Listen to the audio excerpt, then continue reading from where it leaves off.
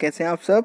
चलिए आज हम अपना नया टॉपिक देखेंगे जिसका नाम है थ्योरी ऑफ इलेक्ट्रोमैग्नेटिक वेव्स। ठीक है ना, बहुत ही इंपॉर्टेंट चैप्टर है और बहुत मज़ा भी आने वाला है। देखो इसमें हम क्या क्या पढ़ेंगे। हम इस पर प्रॉपर्टीज़ देखेंगे इलेक्ट्रोमैग्नेटिक वेव्स की, मैक्सवेल थ्योरी देखेंगे और इलेक्ट्रोमैग्नेटिक स्पेक्ट्रम की स्टडी करेंगे। और हम टाइप्स ऑफ स्पेक्ट्रम भी देखेंगे। आज हम रेनबो वगैरह देखेंगे कैसे बनता है। ठीक है ना, तो चलिए शुरू करते हैं। देखिए सबसे पहले हम देखते हैं Maxwell theory of electromagnetic waves. तो according to Maxwell, when electrically charge particle moves under acceleration, alternating electric and magnetic fields are produced and transmitted. These fields are transmitted in the form of waves called electromagnetic waves और electromagnetic radiation. क्या कहा Maxwell ने? Maxwell ने बोला कि जब भी कोई चार्ज पार्टिकल ट्रेवल करता है तो वो अपने साथ इलेक्ट्रिक फील्ड्स और मैग्नेटिक फील्ड्स जनरेट करता है, और उन इलेक्ट्रिक और मैग्नेटिक फील्ड्स जो जनरेट होती हैं वो वेव्स की फॉर्म में जनरेट होती हैं, जिनको हम इलेक्ट्रोमैग्नेटिक या फिर इलेक्ट्रोमैग्नेटिक वेव्स या फिर इलेक्ट्रोमैग्नेटिक रेडिएशन बोलते हैं। ठीक है, all the radiations have wave nature which explains interference and diffraction. ये बहुत इंपॉर्टेंट पॉइंट है। क्या कह रहा है कि सभी रेडिएशंस जो कि वेव नेचर शो करेंगी वो डिफ्रैक्शन और इंटरफेरेंस शो करनी चाहिए। मतलब वही रेडिएशंस मेरी वेव्स कहलाएंगी जो डिफ्रैक्शन और इंटरफेरेंस शो करेंगी। डिफ्रैक्शन और इंटरफेरेंस क्या है? ये एक वेव्स की प्रॉपर्टीज हैं। मतलब वेव जैसे कि पार्टिकल होता है ना, पार्टिकल हमारे कुछ कुछ नेचर शो करता है ना, ऐसे वेव्स भी हमारे कुछ कुछ नेचर शो करती हैं। वो उनका नाम क्या है? डिफ्रैक्शन और इंटरफेरेंस। तो इसका मतलब है कि जो वेव्स, जो रेडिएशंस डिफ्रैक्शन और इंटरफेरेंस दिखाएंगी हम उन्हीं को वेव्स बोलेंगे। ठीक है, तीसरी बात उसने बोली, the energy of electromagnetic wave is proportional to amplitude and not linked with the frequency of waves. ये बहुत इंपॉर्टेंट पॉइंट्स है। मतलब जो इलेक्ट्रोमैग्नेटिक वेव की एनर्जी होती है वो एम्पलीट्यूड के डायरेक्टली प्रोपोर्शनल होती है, फ्रीक्वेंसी से उसका कोई लेना देना नहीं होता। इस पॉइंट को समझने के लिए अभी हम इतने एडवांस नहीं हुए हैं, बट नेक्स्ट लेक्चर में हम हो जाएंगे। मतलब जब मैं आपको फोटो इलेक्ट्रिक इफेक्ट पढ़ाऊंगा तो मैं आपको इस लाइन को बहुत अच्छे से एक्सप्लेन करूंगा, क्योंकि वहां पर हम अपनी वेव की स्टडी करेंगे, वेवलेंथ्स पढ़ेंगे, फ्रीक्वेंसी पढ़ेंगे, एम्पलीट्यूड पढ़ेंगे क्या होता है। अभी आप इतना समझ लीजिए कि एनर्जी ऑफ इलेक्ट्रोमैग्नेटिक वेव्स का मतलब है कि उसकी इंटेंसिटी के बारे में बात कर रहा है वो, और इंटेंसिटी हमेशा मेरी एम्पलीट्यूड पर डिपेंड करती है, वेवलेंथ और फ्रीक्वेंसी पर डिपेंड नहीं करती है। अगले लेक्चर में यानी कि 2 दिन बाद हम इस बात को बहुत अच्छे से समझ लेंगे। ठीक है, चलिए प्रॉपर्टीज ऑफ इलेक्ट्रोमैग्नेटिक वेव्स क्या है? बहुत ही इंटरेस्टिंग प्रॉपर्टीज है। पहली प्रॉपर्टी है, ऑल इलेक्ट्रोमैग्नेटिक वेव्स मूव्स और travels with the same speed equal to that of light. मतलब सारी इलेक्ट्रोमैग्नेटिक वेव मेरी लाइट की स्पीड से ही ट्रेवल करेंगी। लाइट की स्पीड कितनी होती है? 3 × 10⁸ मीटर पर सेकेंड। तो मेरी इलेक्ट्रोमैग्नेटिक वेव्स भी उसी स्पीड से ट्रेवल करती हैं। दूसरा पॉइंट है, अनलाइक साउंड वेव्स और water waves, electromagnetic waves do not require any medium to propagate, they can move in vacuum. मतलब जैसे वाटर वेव्स होती हैं, साउंड वेव्स होती हैं, उनको चलने के लिए मीडियम की जरूरत होती है, बट इलेक्ट्रोमैग्नेटिक वेव को ऐसा कुछ नहीं चाहिए। वो कहता है मुझे कहीं भी रख दो, मैं तो स्पेस में वैक्यूम में बहुत आराम से घूमूंगी, मुझे कोई दिक्कत नहीं है ना। तो ये ट्रेवल कर सकती हैं वैक्यूम में भी, इनको स्पेस, इनको मीडियम की जरूरत नहीं होती है। तीसरी बात है, they consist of electrical and magnetic fields that oscillate in the direction perpendicular to each other and to the direction in which the wave propagates. ये मोस्ट इंपॉर्टेंट पॉइंट है इस लेक्चर का अभी तक का।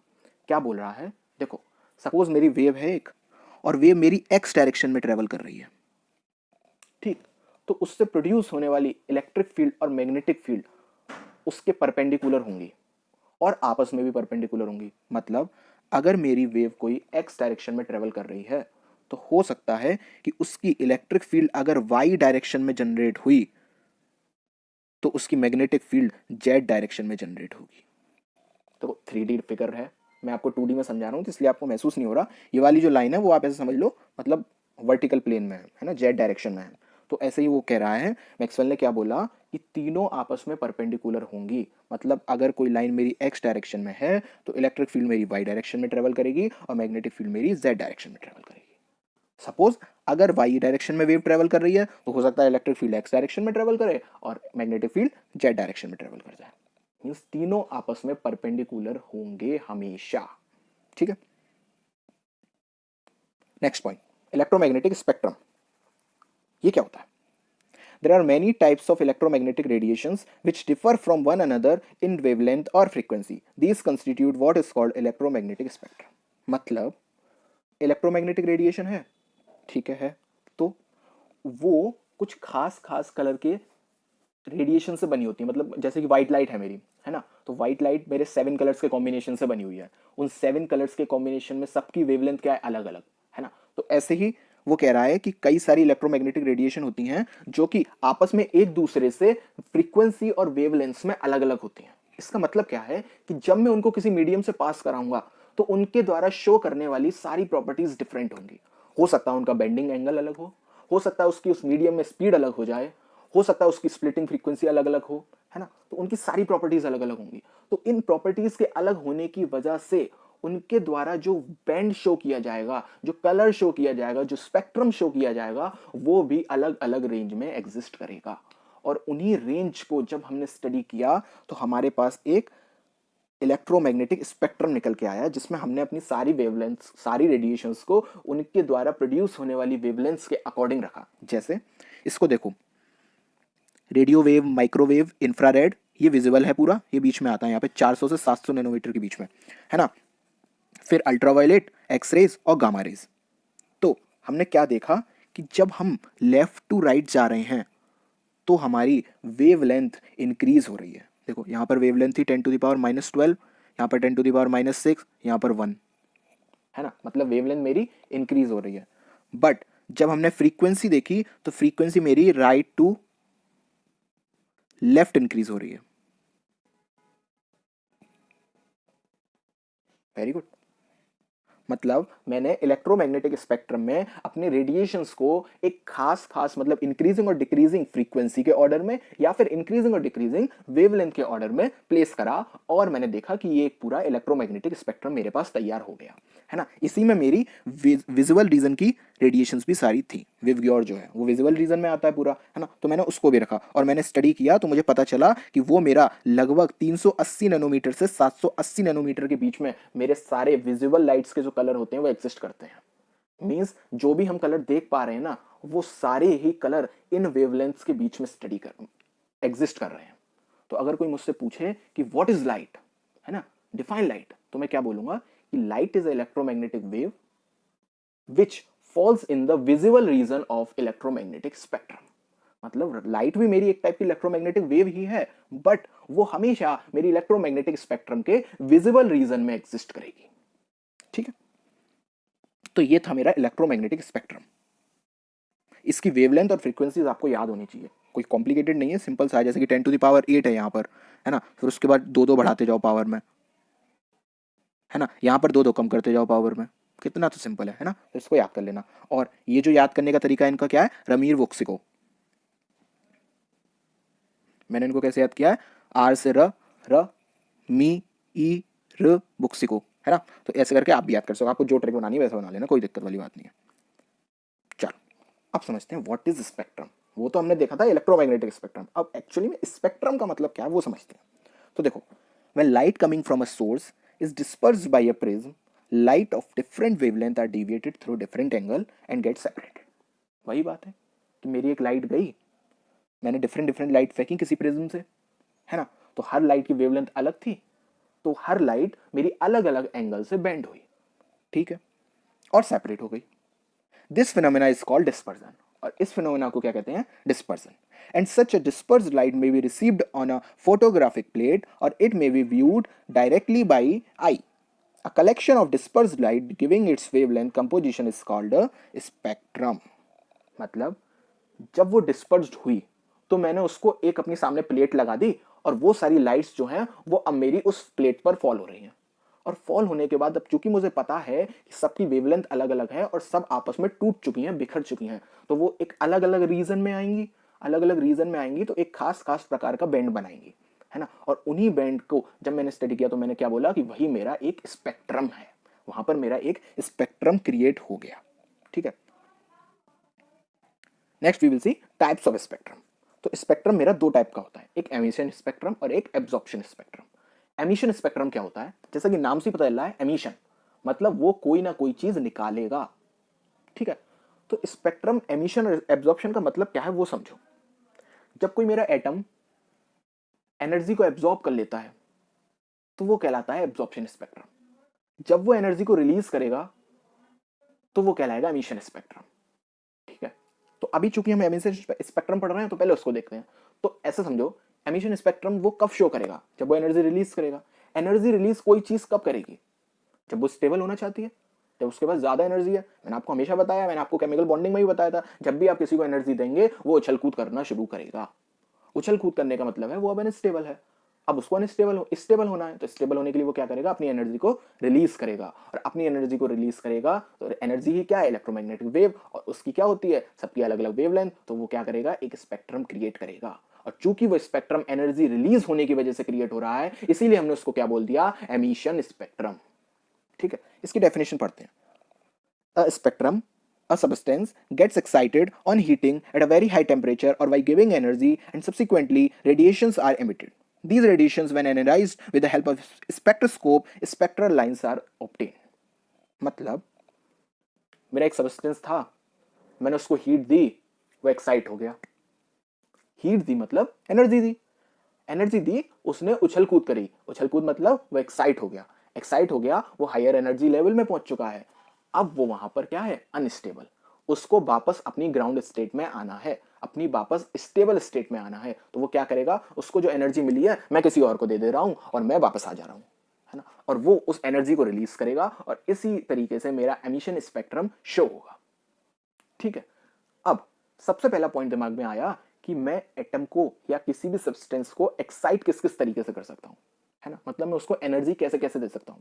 तो उसके लिए तीन तरीके हैं, या तो मैं उसको टेम्परेचर हाई दे दूं, मतलब मैं उसको हीट करूं, या मैं उसको इलेक्ट्रिकल करंट दे दूं, या फिर मैं उसको एक हाई प्रेशर पर, लो प्रेशर पर डिस्चार्ज ट्यूब में रख दूं जो कि एक पर्टिकुलर गैस से भरा हुआ है, तो भी वो क्या करेगा, उसकी एनर्जी हाई हो जाएगी। आपने कैथोड रे ट्यूब एक्सपेरिमेंट पढ़ा होगा ना 9th में, तो उसमें भी तो यही करते थे, डिस्चार्ज ट्यूब होता था, एक गैस भरते थे और इलेक्ट्रॉन की स्टडी करते थे। तो ऐसे ही है, तो तीन तरीके हैं किसी भी चीज को एक्साइट कराने के, या तो मैं उसको हीट करूंगा, या मैं उसको इलेक्ट्रिक करंट दूंगा, या फिर मैं उसको डिस्चार्ज ट्यूब में लो प्रेशर पर एक खास गैस के साथ रख दूंगा। ठीक है, और उसमें इलेक्ट्रिक करंट पास कर दूंगा। तीन तरीके हो गए ये किसी भी चीज को एक्साइट कराने के। तो एक्साइट हो गया, एक्साइट होने के बाद वो अनस्टेबल हो गया, अनस्टेबल होने के बाद वो क्या करेगा, एनर्जी को रिलीज करेगा, एनर्जी को रिलीज करने की वजह से वो एमिशन स्पेक्ट्रम क्रिएट करेगा। लेकिन एमिशन स्पेक्ट्रम क्रिएट करने की भी दो कंडीशन है। That's why emission spectrum is of two types. कौन कौन से, पहला है कंटिन्यूअस स्पेक्ट्रम। कंटिन्यूअस स्पेक्ट्रम का क्या मतलब है, मेरी कोई लाइट थी, मैंने उसको प्रिज्म से पास कराया, वो 7 कलर्स में टूटी, और 7 कलर्स मुझे इस तरीके से दिखते हैं, है ना, रेनबो में भी दिखते हैं। आखिर रेनबो बनता कैसे, रेनबो कैसे बनता है, हमारी जो बारिश की बूंदें होती है ना, ड्रॉपलेट्स होती हैं, उनके अंदर टोटल इंटरनल रिफ्लेक्शन की वजह से वो लाइट्स ट्रेवल करती हैं, और फिर वो एक तरीके से प्रिज्म की तरह ही बिहेव करता है, और कई सारी लाइट का मिलकर ऐसा स्पेक्ट्रम बनता है, और ऊपर रेनबो बन जाता है ना, क्योंकि लाइट मेरी डिस्पर्स हो जाती है। तो सेम मेरा प्रिज्म में होता है। प्रिज्म में क्या होता है, टोटल इंटरनल रिफ्लेक्शन की वजह से मेरी लाइट जो होती है वो डिस्पर्स हो जाती है, डिस्पर्स होने की वजह से वो 7 कलर्स में ब्रेक हो जाती है ना, और मुझे एक स्पेक्ट्रम मिलता है। अब कंटिन्यूअस स्पेक्ट्रम का मतलब क्या है, ये देखो, यहां पर मेरी सपोज रेड लाइट थी, है ना, जहां पर रेड लाइट खत्म हो रही है उसी के तुरंत बाद मेरी येलो लाइट शुरू हो जा रही है, बीच में कहीं गैप तो नहीं है। This is called continuous spectrum. Means मेरा स्पेक्ट्रम कंटिन्यूअस है, मैं चलता चला जा रहा हूं, मुझे अपने स्पेक्ट्रम के डिफरेंट कलर्स मिलते चले जा रहे हैं। That is what we call the continuous spectrum. When sunlight is passed through a prism, it gets dispersed into the continuous band of different colors. Different colors का continuous band है। If the light of an incandescent object, incandescent object कौन सा होता है, जिसको मैं heat करूं और वो लाइट प्रोड्यूस करे, जैसे कि मेरा बल्ब, बल्ब में मेरा फिलामेंट होता है ना, उसको मैं हीट करता हूं, बल्ब ग्लो होता है।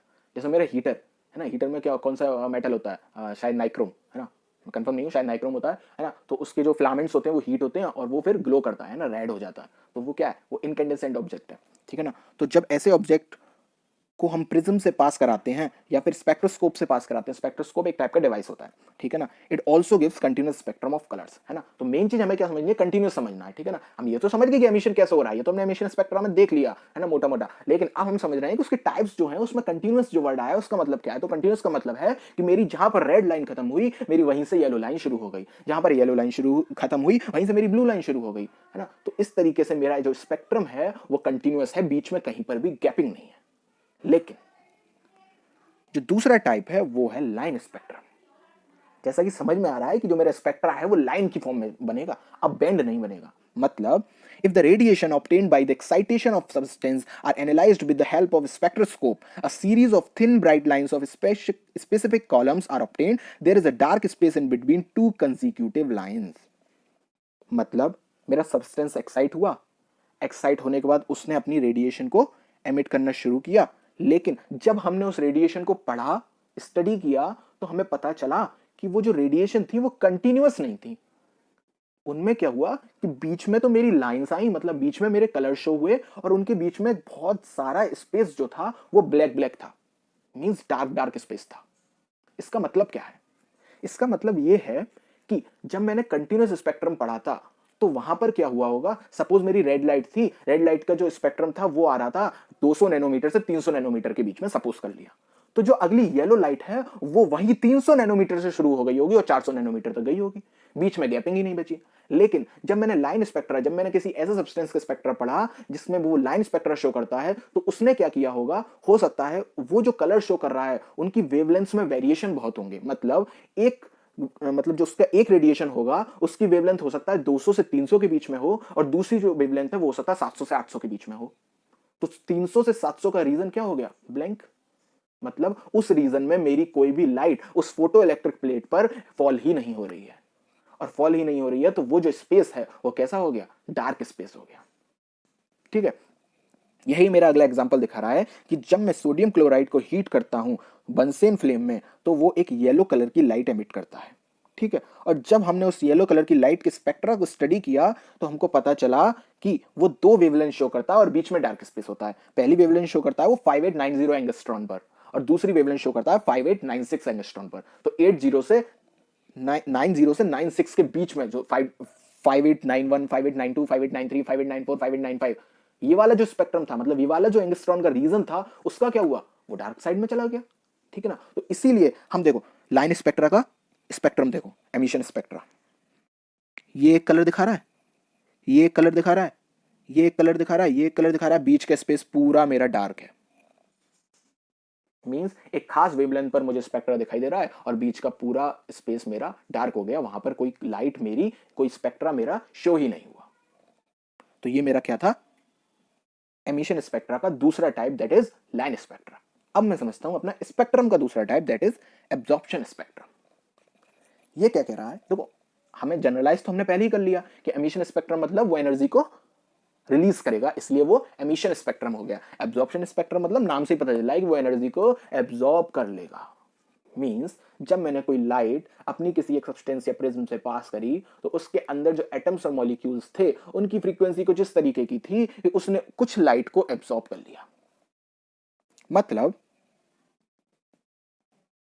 सपोज ये मेरा इस तरीके से है कोई सब्सटेंस, यहां से मैं लाइट डाल रहा हूं, है ना, और सपोज ये मेरे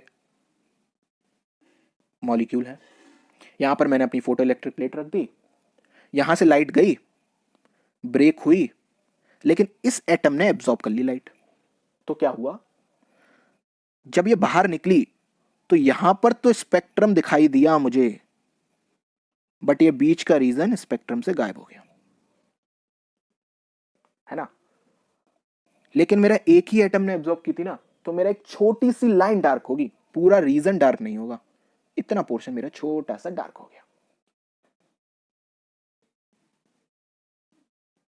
वही वो कह रहा है, क्या कह रहा है, when the white light of an incandescent substance is passed through any substance, this substance absorbs the radiation of certain wavelength from white light। ठीक है, कुछ वेवलेंथ को उसने एब्जॉर्ब कर लिया। On analyzing the transmitted light, we obtain a spectrum, हमने एक spectrum देखा जिसमें dark lines of specific wavelength are observed. मतलब डार्क लाइंस मेरी ऑब्जर्व्ड हुई एक खास खास वेवलेंथ की। These lines constitute the absorption spectrum, और इन्हीं लाइंस की वजह से वो जो मेरा स्पेक्ट्रम था वो अब क्या कहलाने लगा, एब्जॉर्प्शन स्पेक्ट्रम। मतलब मेरा पूरा स्पेक्ट्रम कंटिन्यूअस है, लेकिन उन डार्क लाइंस की वजह से मेरा केवल वो स्पेक्ट्रम क्या हो गया, डिसकंटिन्यूअस हो गया। The wavelength of the dark lines correspond to wavelength of light absorbed, और जो मेरी लाइट डार्क लाइंस की वेवलेंथ होगी वो किस पर डिपेंड करेगी, जो वेवलेंथ की लाइट मेरी एब्जॉर्ब हुई है उसी पर। ठीक है, अब समझते हैं एब्जॉर्प्शन स्पेक्ट्रा होता कैसा है।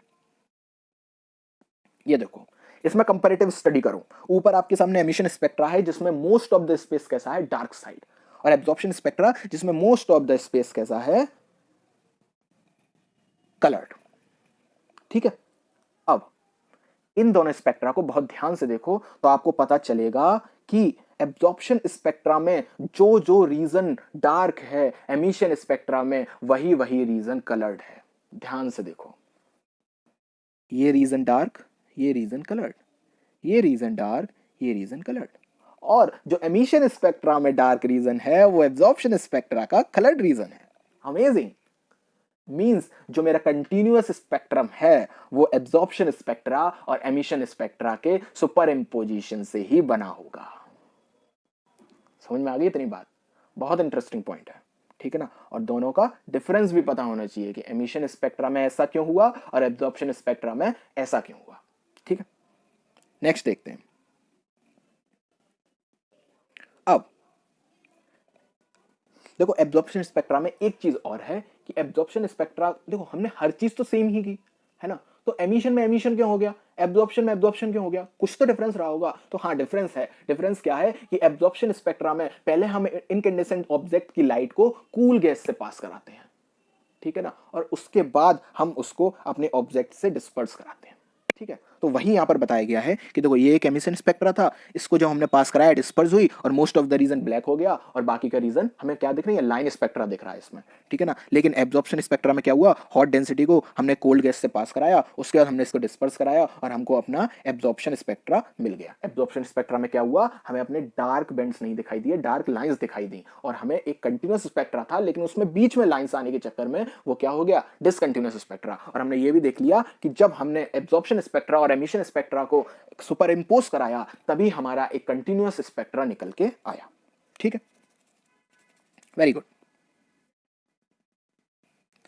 And here we comes the comparative study of line spectra and the continuous spectra and emission spectrum और एब्जॉर्प्शन स्पेक्ट्रम। ठीक है, पूरा मैं आपको समझा चुका हूं, इनको मैं डिक्टेट नहीं कर रहा, कोई मतलब नहीं है, जो मैंने पीछे बताया है वही है यहां पर। ये मैंने आपको इसलिए दे दिया है ताकि आप जब इसको याद करो तो आपको आसानी हो, क्योंकि देखो समझना अपनी जगह है लेकिन एग्जाम में भी हमें लिख के आना है, ठीक है ना। समझना नॉलेज के लिए ठीक है कि हम कभी इंटरव्यू में बैठेंगे या हमें किसी को पढ़ाना पड़ा तो अच्छी बात है, हम उसको समझा सकते हैं, बट एग्जाम में लिखने के लिए एक स्टैंडर्ड लैंग्वेज, एक पर्सपेक्टिव, एक मैपिंग होनी चाहिए दिमाग में कि हाँ, कि जब मैं ऐसे ऐसे करूंगा तो मेरा ऐसे ऐसे मुझे लिखना है और इस तरीके से मैं डिफरेंस क्रिएट करके लिख सकता हूँ, है ना, इस तरीके से मैं इसकी ऐसे डेफिनेशन दे सकता हूँ, इस तरीके का मैं ऐसे डायग्राम बना सकता हूँ। तो उसके लिए ये आपके लिए कंपैरेटिव स्टडी है, इसको पढ़ लीजिएगा। इससे क्या होगा, जब बाद में आप रिवीजन करेंगे तो आपको पूरा लेक्चर फिर से नहीं देखना पड़ेगा, इन दोनों का स्क्रीनशॉट लेकर रख लेना, इन्हीं को पढ़ लेना बाद में। ठीक है, तो इतना ही था हमारा स्पेक्ट्रम और थ्योरी ऑफ इलेक्ट्रोमैग्नेटिक वेव।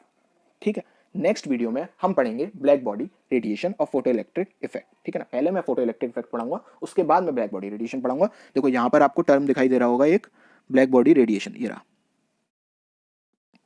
तो इससे घबराना नहीं है, इसको हम अभी अगले लेक्चर में पढ़ लेंगे। ठीक है, तो आई होप आपको वीडियो पसंद आया होगा। अगर वीडियो पसंद आया तो please like, share, subscribe, comment और ज्यादा से ज्यादा मोटिवेट करो ताकि अच्छे अच्छे लेक्चर आपको ऐसे ही मिलते रहें। और अगर आपको और क्वेश्चंस देखने हैं और इंटरेस्टिंग फैक्ट्स केमिस्ट्री के देखने हैं तो आप हमारे इंस्टाग्राम पेज को भी लाइक कर सकते हैं, केमोक्सी अड्डा के नाम से। नए लेक्चर में मिलेंगे नई वीडियो के साथ, तब तक के लिए गुड बाय।